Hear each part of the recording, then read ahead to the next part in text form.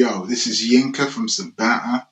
This film that is coming in at number 3, though not necessarily, as I say, based on merit, again could be number 1 in my pick of horror films of all time. Because this is, in a way, the most realistic of the horror films.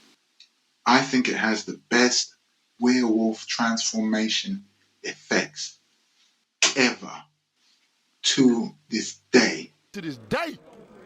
To this day. I think it's the most realistic for reasons I almost contradicted in another video. Yeah, that's why I'm getting a bit at with the video that comes next. Because it's quite comedic. But what the comedy in the film adds to it is a sense of pathos. Why I think John Landis opted to make it comedic, or I would guess, is because that's how real life is. Like in real life, when bad shit happens, not necessarily weird, crazy shit, but whether it's weird or crazy or not, bad shit happens. A lot of the way we face it is through humor. They call it gallows humor often, because it's almost like in a lot of situations, even situations that are dire, we can choose how we deal with the situation. We can't necessarily choose the situation. Sometimes the circumstances that we find ourselves in are beyond our control. But one thing we can control is our responses. And I guess a major way that we can reduce the stress of a situation, even if it's something that is going to lead to, like mortal danger, even if that danger is not stopped on the way there, it's like you still want to enjoy yourself as much as possible. So like, there's a lot of humor in this. There's a lot, the way that the main protagonist deals with his predicament is with disbelief, but also with humor. So I mean, for those who don't know the film, and again, like I'm not really here to do a breakdown of the film. I'm really more talking about how it affected me and why, I'm putting it up there. But, a very brief synopsis is that two American dudes come over to London on a little trip. They're student types. They get accosted by a werewolf. One of them dies. The other one survives, becomes a werewolf, has a little fling with a nurse that's looking after him. While he's in England, he's from America. And then, shit rolls on from there. Anyway, I think Landis himself said that the film owed a lot to, well, he mentioned 2 films. Like one is Lon Chaney's The Wolfman, in which, it kind of goes on a more kind of gypsy legend around werewolves in terms of only somebody who loves you can kill you as a werewolf. I mean, that's kind of the idea.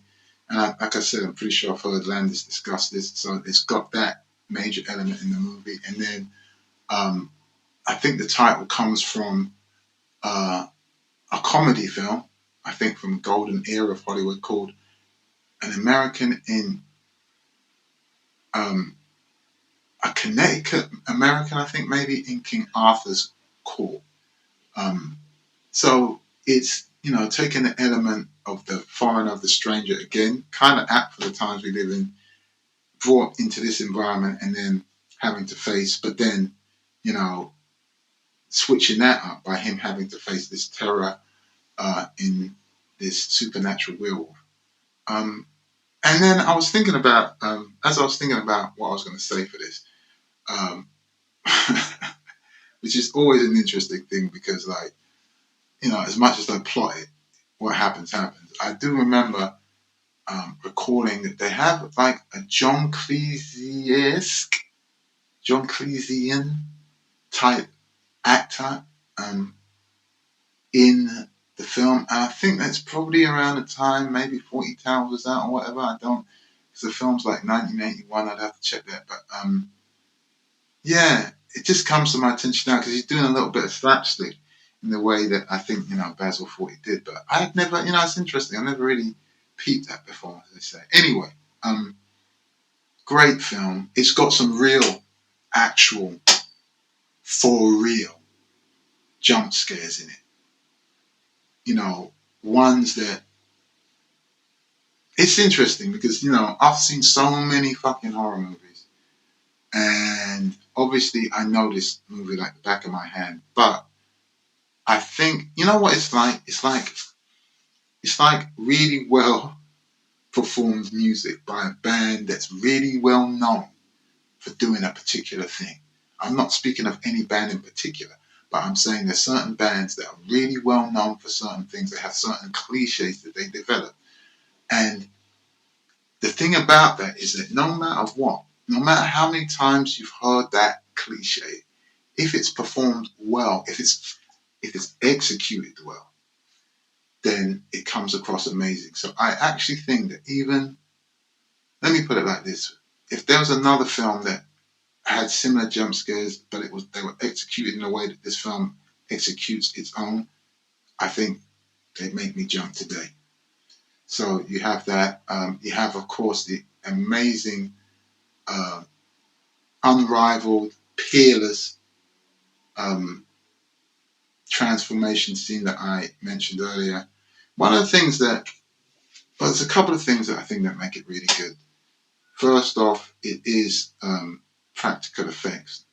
So it's live, kind of stop motion stuff. So it looks real. It looks kind of as real as it could be.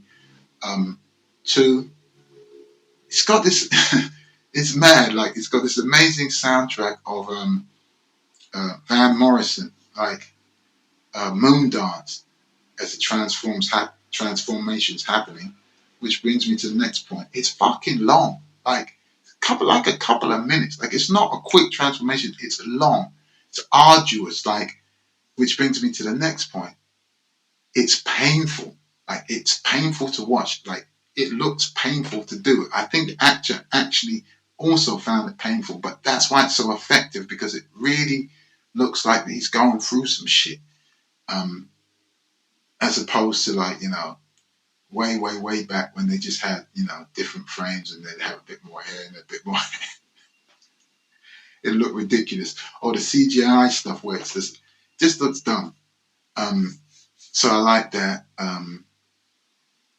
It's got Jenny Agutter in it, in her prime.